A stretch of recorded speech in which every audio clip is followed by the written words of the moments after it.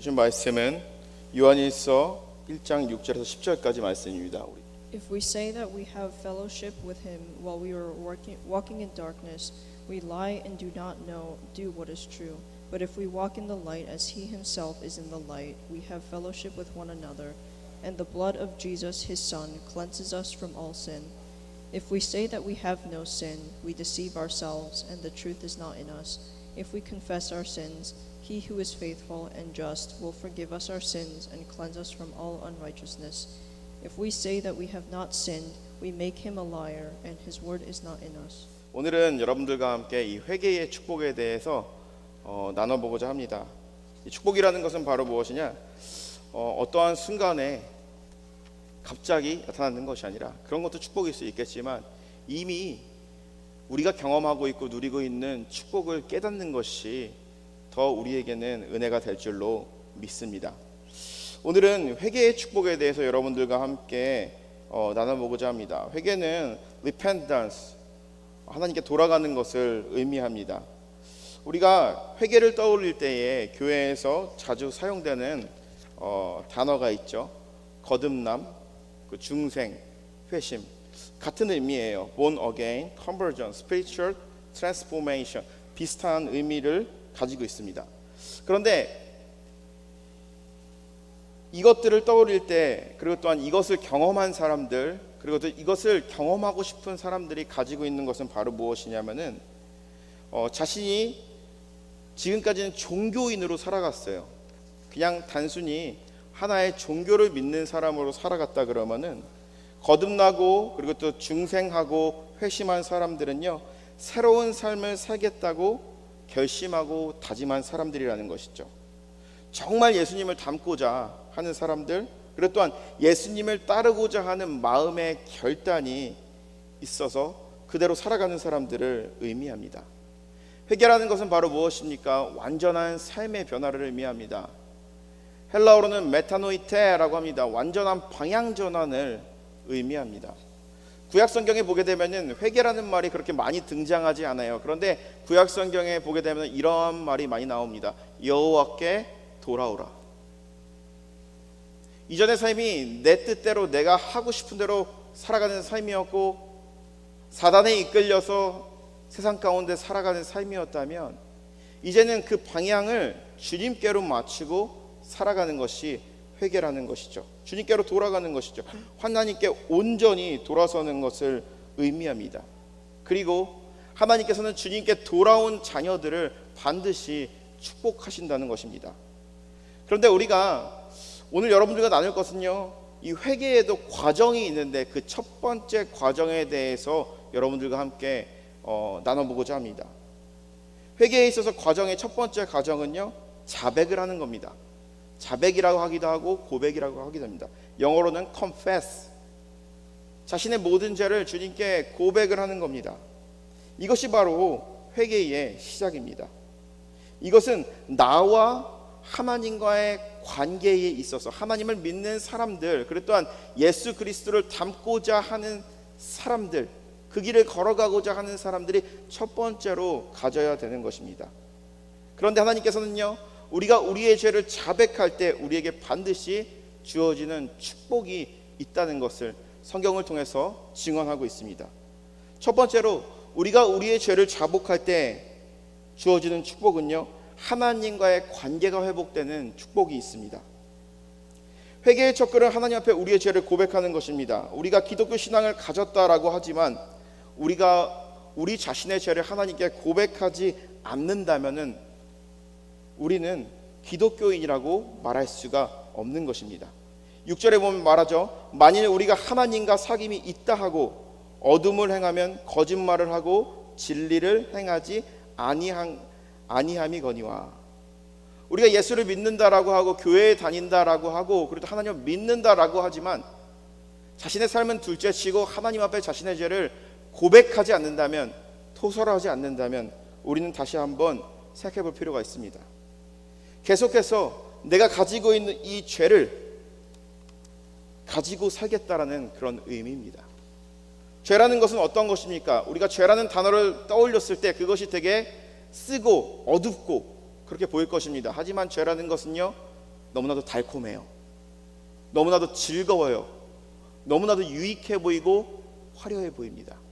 그런데 그것이 죄인 줄 모르고 살아갈 때 내가 가지고 있는 이 죄악을 포기하지 않겠다라는 그 마음, 하나님 앞에 나의 죄악을 고백하지 않고 인정하지 않겠다라는 마음이 있다 그러면은 우리는 한번 생각해 볼 필요가 있다라는 것이죠. 우리가 죄를 품고 살아가게 되면은 하나님과의 교제가 더 이상 발전할 수가 없습니다. 우리가 이런 말을 흔히 듣게 됩니다. 우리가 예수님을 처음 만났을 때 가슴이 정말 뜨거웠다. 예수님을 위해서 예수님과 같이 그 길을 걸어가겠다. 예수님을 위해서 죽을 수도 있다 라고 말하는 사람도 있지만 지금은 그렇지 않다. 나의 신앙이 마치 라우디게아 교회처럼 마치 냉랭한 신앙을 가지고 있다라고 마음이 든다 그러면 우리가 한번 돌아볼 필요가 있습니다. 우리는 정말 우리 자신의 죄를 하나님 앞에 자백하며 살아가는 삶을 살아가고 있는가? 하나님은 빛이십니다. 빛과 어둠은 공존할 수 없습니다. 그리고 빛의 역할은 바로 무엇입니까? 어두움을 밝히는 데 있습니다. 그렇기 때문에 어둠은 빛을 거부하기 마련입니다. 하지만 빛이 비춰졌을 때 그 어두움의 색채가, 어두움의 본질이 드러나는 것을 우리는 알 수가 있습니다. 우리가 죄악 가운데 살아가다가 하나님의 품을 떠나서 나의 뜻과 나의 방식과 세상의 방식대로 살아가다가 빛 대신 예수 그리스도가 나의 삶 가운데 오셨을 때에 우리의 모습이 낱낱이 밝혀지는 것이죠. 그리고 우리는 그 빛 앞에서 어떠한 것도 할 수 없는 것이 숨기려고 해도 숨길 수 없는 것이 우리의 자신일 것입니다. 그렇기 때문에 요한일서 1장 7절에 보면 얘기합니다. 그가 빛 가운데 계신 것 같이 우리도 빛 가운데 행하면 우리가 서로 사귐이 있고 그 아들 예수의 피가 우리의 모든 죄를 깨끗하게 하실 것이요. 우리가 어둠 가운데 살고 있다면 하나님과 단절되는 것은 당연합니다. 그런데 이 단절이라는 것은요, 영원한 단절을 의미하고 있지 않습니다. 여러분, 이런 경우가 있죠. 만약에 자식이 부모에게 잘못하면은 이 자식은요, 그래? 그러면 나 혼자 살아볼 거야 하면서 부모님을 안 보고 몇 년 동안 지내는 자식들도 있습니다. 그런데 아무리 부모와 자식 간의 관계가 좋지 않다고 할지라도 그 관계가 무효화되지는 않아요. 자식이 부모에게 와서 용서를 구한다면 다시 관계가 회복되고, 부모가 자식에게 상처를 줬다 하면은 그 자식에게 가서 용서를 구한다 그러면은 그 관계가 다시 회복되는 것입니다. 하나님과도 마찬가지입니다. 하나님의 자녀인 우리가 죄를 범하면, 죄 속에 빠져 있다 그러면 하나님과의 관계가 멀어지는 것이 당연합니다. 그렇다고 하나님과의 관계가 무효화되지는 않는다라는 것이죠. 언제라도 자신의 죄를 청산하며 하나님께 나아갔을 때 하나님과의 교제 회복이 이루어진다라는 것이죠. 그리고 이 교제를 회복하는 것이 바로 자백이라는 것입니다.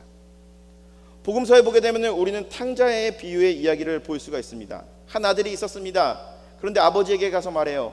아버지, 지금 저는 외국에 나가 살아야겠습니다. 그러니까 아버지의 재산의 절반을 저에게 떼어주십시오. 이것은 당시의 사회에서 어떠한 말이냐면 아버지 빨리 돌아가셨으면 좋겠습니다 라는 말과 똑같은 거예요. 왜냐하면 당시의 유대 사회에서 아들이 아버지의 재산을 상속받을 수 있는 길은요, 아버지가 돌아가셔야만 가능하거든요.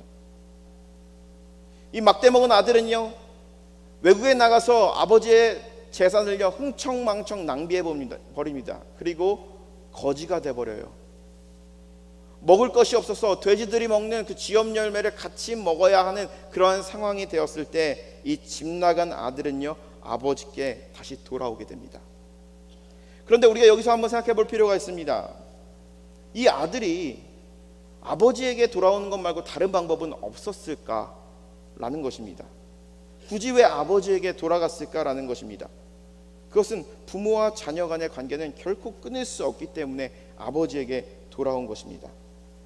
누가복음 15장에 보게 되면은 아버지에게 돌아온 이 아들이 아버지에게 이렇게 얘기합니다. 아버지, 내가 하늘과 아버지께 죄를 지었으니 지금부터 아버지의 아들이라 일컬음을 감당하지 못하겠나이다.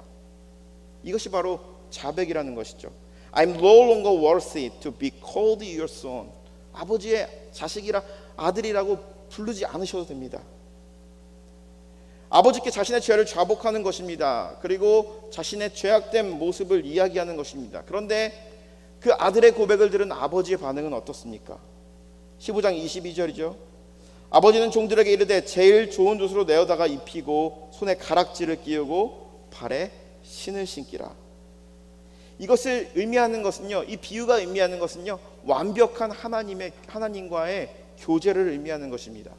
죄로 인하여서 하나님과 멀어진 우리입니다. 그리고 하나님께 돌아가고 싶지만 내가 가지고 있는 이 죄가 너무 달콤하고, 그리고 또한 이것을 놓아버리면 인생이 즐겁지 않을 것 같아서 포기하지 못합니다. 그런데 그 모든 것을 하나님 앞에 가서 낱낱이 고하였을 때 하나님께서는요, 그 아들을요 반드시 안아주신다라는 거죠. 가장 좋은 것으로, 가장 큰 사랑으로 끌어안아 주신다라는 것이 바로 하나님 아버지의 사랑인 것입니다.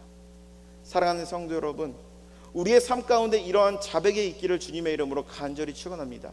하나님과의 관계가 멀어졌다고 생각하십니까? 그리고 내가 예전에는 정말 하나님과의 관계가 가까워졌는데 지금 나의 신앙을 돌아봤을 때 하나님과 굉장히 멀어졌다 그러면 우리가 우리의 삶을 되돌아보면서 하나님 앞에 온전히 우리의 죄를 자복하시기 바랍니다. 우리의 죄를 자복하면은 주님께서는 우리에게 가장 큰 사랑으로 안아주시며 다시 하나님과의 관계가 회복되는 인생을 살아갈 수 있습니다. 두 번째로는 이 자백을 통해서 주어지는 축복은 불의로부터 우리 자신을 깨끗하게 한다는 것입니다.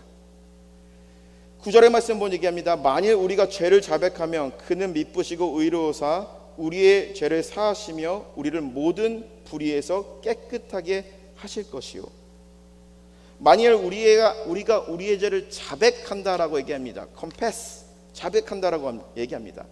이 자백이라는 것은요, 하나님 앞에 나의 죄를 고백하는 것인데요, 이것은 하나님의 관점에서 동의한다라는 의미를 가지고 있습니다.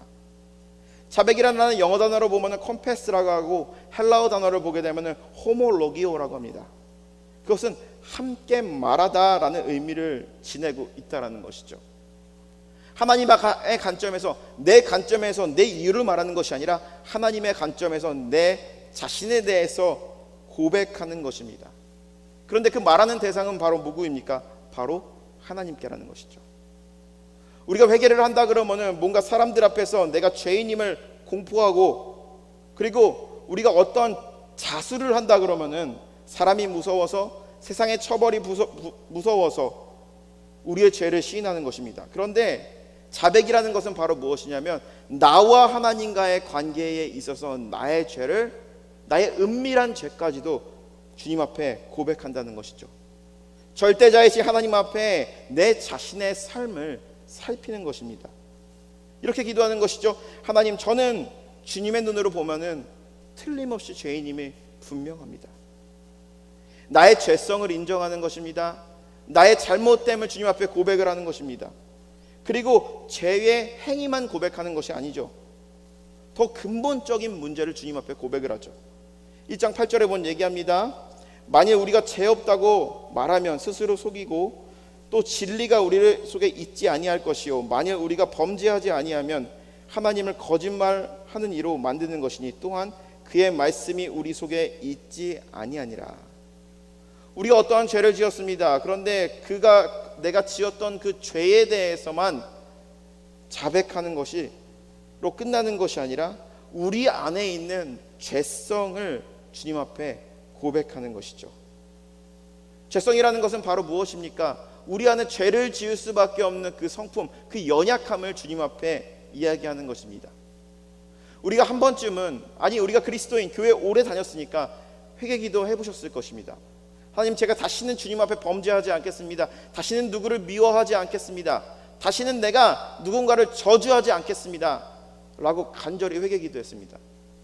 옷을 찢는 마음으로 마음을 찢으면서 하나님께 회개했습니다. 그런데 그렇게 회개하고 나서 정말 죄를 짓지 않았습니까? 똑같은 일을 반복하는 것이 우리의 현실입니다. 하나님 앞에 눈물로써 회개했지만 똑같은 일을 반복하는 것, 똑같은 죄를 반복하는 것, 하나님께서 싫어하시는 줄 알면서도 순간에 나의 마음을 견디지 못해 죄를 짓는 경우가 있죠. 이런 나의 연약함을 주님 앞에 고백하는 거예요. 하나님, 나는 연약한 존재입니다. 지금 이렇게 회개하지만 또 똑같은 일을 반복할 수 있습니다. 하나님, 나를 붙들어 주세요 라고 고백하는 것이 진정한 자백입니다. 자기 속에 있는 어두운 죄성조차도 주님 앞에 고백하는 것이죠. 자신의 죄를 지어서 말하는 것을요, 우리는 자수라고 합니다. 그런데 자수를 하게 되면 주어지는 것이 바로 무엇입니까? 바로 처벌입니다. 자수를 하더라도 분명히 처벌은 주어져요. 처벌이 약해지긴 하겠지만 처벌을 피해갈 수 없는 것입니다. 그런데 하나님의 방식은 세상의 방식과는 다른 것을 이야기하고 있는 것을 알 수가 있습니다. 9절에 보면 말하죠. 만일 우리가 우리의 죄를 자백하면 그는 미쁘시고 의로우사 우리의 죄를 사하시며 우리를 모든 불의에서 깨끗하게 하실 것이요. 하나님께 우리의 죄를 고백한다 그러면, 우리의 연약함을 고백한다 그러면은 우리의 연약함을 바라보면서 그것을 비웃는 것이 아닙니다. 우리의 죄를 바라보면서 어떻게 이 사람에게 처벌을 줄까라고 생각하는 것이 아닙니다. 우리의 죄를 정죄하거나 처벌하기 전에 우리의 죄를 사하여 주시고 깨끗하게 해주신다는 거죠. 더 이상 나의 죄에 대해서 죄책감을 느끼지 않게, 그리고 또한 빛 가운데 살아갈 수 있게 내 안에 있는 어두움을 완전히 없애준다는 것입니다. 요한일서 말씀을 보게 되면은 우리가 용서함 받은, 우리가 죄를 진정으로 자백하며 용서함 받은 진정한 증거에 대해서 두 가지를 말하고 있습니다. 그것은 바로 무엇입니까? 하나님께서 나를 깨끗하게 해주셨기 때문에 우리 안에 있는 죄성과 죄책감이 소멸된다는 것입니다. 더 이상 더러워진 내 자신을 바라보면서 죄책감을 느끼는 것이 아니라 그리스도께서 깨끗하게 하여 준 깨끗한 마음으로 살아가는 것이죠. 아들의 피가 우리의 모든 죄를 깨끗하게 하신다라고, 예수의 피가 우리의 삶을 덮는 이상 더 이상 어떠한 것도 우리를 정죄하지 못하는 것이죠.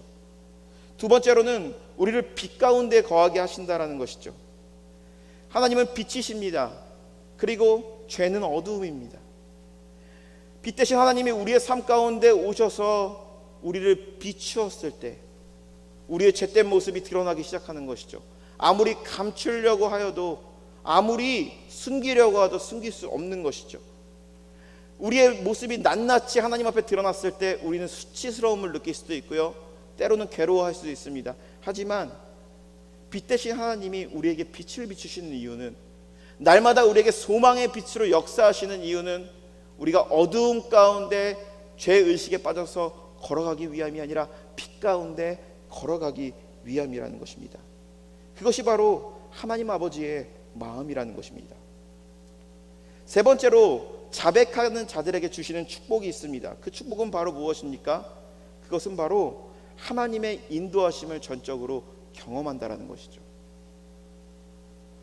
우리가 어린 시절에 숨바꼭질을 해본 적이 있으실 것입니다. 하이드 앤 시기라 그러죠. 술래가 숨어있는 나를 찾지 못할 때에 우리는 뭔가 그것을 통해서 이렇게 뭔가 이 카타르시스를 느끼게 됩니다. 그런데 점점 술래가 나를 찾지 못할 때에 사람에게 오는 마음은요, 불안한 마음이 들 때가 있다라는 것이죠. 오히려 지금 나를 찾았으면 하는 그런 마음이 있다라는 것이죠. 죄책감에 시달리게 돼 우리가 어떠한 죄를 짓고 죄책감을 느끼며 살아가는 사람들이 있습니다. 죄책감에 시달리면서 법과 사람들을 피해서 도망다니다가 일정 시간이 경과되면 오히려 내가 붙들리며 바라는 그런 심리가 인간 안에 존재한다는 것이죠.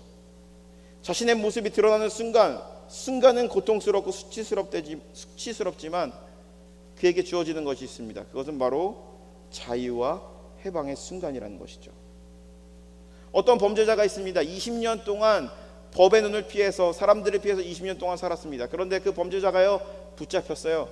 그런데 그 범죄자가 하는 말이 바로 무엇이냐면은, 이제야 자유를 얻는 것 같습니다.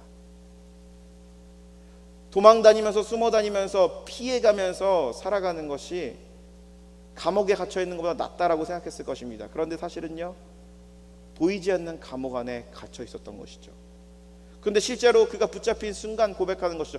이제는 자유해질 수 있구나. 그렇듯 우리가 볼 수 있는 것은요, 우리의 죄가 드러나지 않고 그것을 고백하지 않고, 그리고 또 하나님 앞에 온전히 이야기하지 않았을 때 그것을 그냥 넘어갈 수 있을 것이라고 생각합니다. 그런데 날마다 우리에게 괴롭히는 것이 있다 그러면요, 그것은 바로 죄책감입니다. 그런데 빛 대신 하나님께서 우리에게 빛을 비춰주셨을 때에 그 모든 것이 드러나게 되고요, 내 안에 있는 모든 죄성이 드러나게 되었을 때 우리는 비로소 자유함을 얻게 된다는 것이죠. 그런데 말하고 싶은 것은 바로 무엇인지 아십니까? 우리가 하나님 앞에 죄를 고백하는 것, 자백하는 것, 우리의 의지로 하는 것이 아니라 하나님의 전적인 인도하심이 있다라는 것입니다.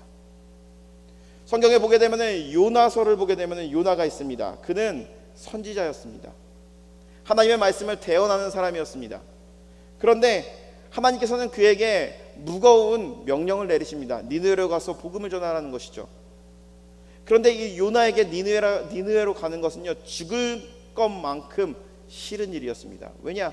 당시에 이 니느웨라는 나라는 이스라엘과 천천지 원수지간인 이 아수르의 수도였기 때문입니다. 요나는 하나님 말씀을 거역합니다. 얼마나 그곳에 가기 싫었냐면은 하나님의 말씀을 대언하는 사람인데 자기가 가지고 있던 이 선지자의 직분마저도 내려놓고 하나님의 눈을 피해서 도망가게 됩니다. 그러면서 다시스로 가게 되는 배를 타게 됩니다. 배를 타고 가는 중 이 배가 풍랑을 만났습니다. 배가 자초될 위기였습니다. 배 안에 있는 사람들은 모든 방법을 다 써서 살아보려고 했습니다. 그런데 그들의 힘과 능력으로는 어찌할 수가 없었습니다. 그들은 결정을 하게 됩니다. 배 밑에 자고 있던 이 요나를 깨워서 제비뽑기를 합니다. 우리가 지금 이 상황에서 이렇게 된 이유가 뭔지 제비를 뽑고 점을 칩니다. 걸린 사람은 바로 요나였습니다. 요나는 솔직하게 말합니다. 나는 이스라엘의 선지자입니다. 그런데 하나님의 말씀을 거역해서 하나님께서 니느웨로 가서 회개를 선포하라 그랬는데 그 말씀을 피해서 지금 여기까지 왔습니다. 제가 잘못한 것입니다. 그러면서 그것에 대해서 책임을 지며 바닷물 속으로 빠지게 됩니다.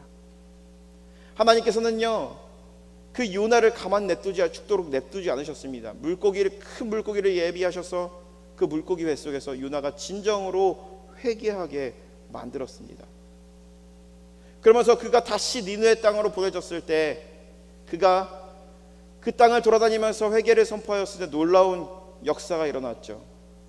왕부터 시작해서 그리고 그 땅에 있는 종들, 백성들, 짐승들 할 것 없이 하나님 앞에 돌아가는 회개의 역사가 일어난 것입니다. 요나는 과연 기뻤을까요? 아니죠. 하나님, 저들은 정말 나쁜 사람들인데 저들은 분명히 벌을 받아야 됩니다 라고 하면서 멀찌감치 떨어져서 지금 저들이 회개하지만 하나님께서 반드시 그들에게 재앙을 내리실 거야, 그 땅을 멸하실 거야 하면서 그 땅이 망하기만을 바라봤습니다. 그런데 너무나 놀라운 것은요, 하나님께서는요 박씨 하나를 예비하여서 멀찌감치 그것을 바라보고 있던 요나를 시원하게 줬습니다. 그늘을 만들어줬다는 것이죠. 그런데 하루아침 자고 일어나고 보니까 벌레가 와서 이 그늘을 다 없애버렸어요. 요나는 찌는 이 태양빛 아래에 너무나도 괴로워서 하나님께 죽고 싶다라고 얘기를 합니다. 죽고 싶다라고 얘기하면서 이제 내가 스스로 죽기를 원한다라고 얘기합니다. 그때 하나님께서 요나에게 하시는 말씀이 있죠. 이 박넝쿨로 말미암아 네가 기뻐하기도 하고 이렇게 슬퍼하는데 저 니느웨 땅에는 회개하지 않는 백성들이 저렇게 많은데 내가 저들도 아끼지 않느냐? 너는 나의 마음을 모르냐? 라고 하나님께서 요나에게 이야기합니다. 우리가 요나서를 읽게 되면요, 주어지는 메시지가 있습니다. 그것은 바로 무엇이냐면 하나님께서 진정으로 원하셨던 것은요, 니느웨의 회개, 니느웨 사람들이 회개하고 그리고 그들이 변화받는 게 아니에요. 하나님께 정말 바꾸고 싶었던 것은요, 이 요나의 마음이었어요. 그리고 하나님께서 정말 듣고 싶었던 것, 정말 이것을 들으면 정말 기쁘겠다 하면서 정말 기다렸던 것은요, 바로 요나의 자백이었어요. 죄의 고백이었어요. 그렇듯 우리가 요나의 삶을 보게 되면요, 요나서를 보게 되면 그가 어떻게 의로워서 그의 의지로 된 것이 아니라 하나님의 전적인 인도하심이 있었다라는 것입니다. 그가 스스로 깨닫게끔, 그가 스스로 죄를 깨닫게끔 하는 그 은혜가 요나에게 있었던 것이죠. 성경을 보게 되면, 누가복음을 보게 되면 사케오라는 사람이 등장을 합니다. 이 사케오라는 사람은 어떠한 사람입니까? 돈이 많은 사람이었어요. 그런데 사람들로부터 존경받지 못하는 직업을 가지고 있었어요. 텍스 컬렉터, 세리였습니다. 세금을 걷어들이는 사람입니다. 이스라엘 백성 로마 제국에 붙어서 거대 막대한 세금을 백성들로부터 걷어들이는 그러한 사람이었습니다. 그렇기 때문에 이스라엘 사람들이 이 세리라는 사람, 이 사케오를 바라봤을 때 당연히 부정적인 시각으로 바라봤겠죠. 너무나도 괴로운 것은 바로 무엇이냐면, 그가 정말 밉고 그를 보면은 정말 패 죽이고 싶은데 그렇게 할 수 없었던 것은 그는 친로마적인 성향을 갖고 있던 사람이었기 때문입니다. 어느 누구도 그와 친구가 되고자 하는 사람들이 없었습니다. 그런데 어느 날 예수님이 나타났다라는 그 소식을 듣게 됩니다. 많은 사람들은 예수님을 보기 위해 몰려들었습니다. 그런데 이 사케오에게 어떠한 작은 공간이라도 마련해 주는 사람, 어떠한 작은 틈이라도 마련해 주는 사람이 전혀 없었습니다. 그렇기 때문에 그는 뽕나무에 올라가서 그 이스라엘 회중들에게 다가오는 예수님을 바라봤습니다. 예수님께서는 그에게 그의 이름을 부르셨어요. 사케오야, 내가 내 집에 거하겠노라 라고 하시면서 그의 집에 가게 되었습니다. 그런데 너무나 놀라운 것은요, 이 사케오가요, 주님 앞에 이런 고백을 합니다. 내가 지금까지 부정한 방법으로 돈을 취하였고 부정한 방법으로 지금까지 살아갔습니다. 그런데 이제 내가 가난한 자들에게 내 재산의 절반을 나눠주며, 내가 만약에 다른 사람의 재산을 부정한 방법으로 취했다면 내 갑절이나 그들에게 갚겠나이다 라고 하면서 고백을 합니다. 이것은 바로 무엇이었을까요? 예수님께서는 사케오에게 그의 과거와 그가 무엇을 잘못했는지 그의 죄를 낱낱이 나열하지 않았습니다. 예수님을 만났을 때 어느 누구도 이 사케오의 이름을 불러주는 사람이 없었습니다. 그런데 그 사케오의 이름을 불러주고 그를 인간으로 대접해 주는 사람은 바로 예수님이었다는 것이죠. 그 빛 대신 하나님의 아들 예수 그리스도 앞에 그는 자신의 죄를 말할 수밖에 없었던 것이죠. 자신의 죄성을 고백할 수밖에 없었던 것이죠. 사케오가 원해서 그런 것이 아니라 전적인 하나님의 인도하심이 있었기 때문이라는 것입니다. 사케오를 향하여서 주님은 이렇게 얘기합니다. 예수님이 이렇게 얘기합니다. 오늘 구원이 이 집에 이르렀으니 이 사람도 아브라함의 자손이라. 인자가 온 것은 잃어버린 것을 찾아 구원하려 함이라. 하나님께서 우리의 자백을 듣고 싶은 것은 바로 무엇입니까? 우리를 구원하기 위해서입니다.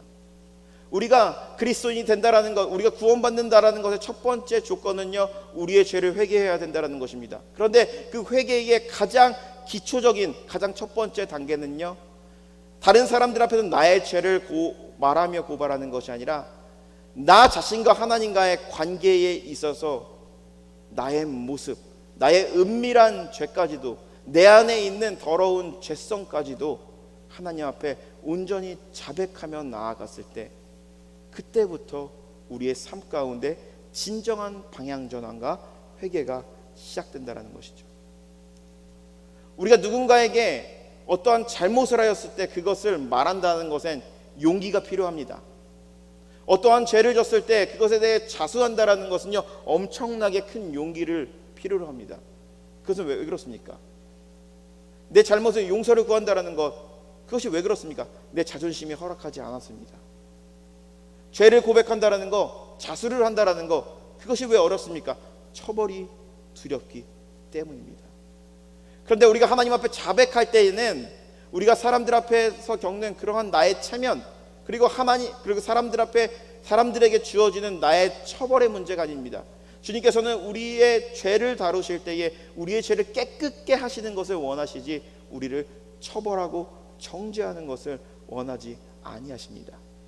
그리고 우리가 자백하며 나아갔을 때 가장 좋은 것으로, 가장 아름다운 것으로, 가장 큰 사랑으로 끌어안아 주시는 것이 바로 우리 하나님이시라는 것이죠. 사랑하는 성도 여러분, 하나님과의 관계가 멀어졌다 생각하십니까? 그리고 또한 내 삶 가운데 신앙생활을 하면서 정말 밋밋하다라는 그런 생각이 들 때가 있으십니까? 그럴 때 우리 자신을 한번 우리가 스스로 돌아봤으면 좋겠습니다. 나는 정말 하나님 앞에 우리의 죄를 자복하며 매일매일 나의 죄를 자복하며 하나님 앞에 나아가는, 하나님과의 깊은 사귐과 교제가 있기 위해서 나아가는 믿음의 삶을 걸어가고 있는지, 오늘 이 말씀을 붙들면서 하나님 앞에 우리의 삶이 정말 날마다 자백하며, 그리고 또한 주님의 사랑을 구하며 주님의 도우심을 구하는 그러한 삶이 되시기를 주님의 이름으로 간절히 축원합니다.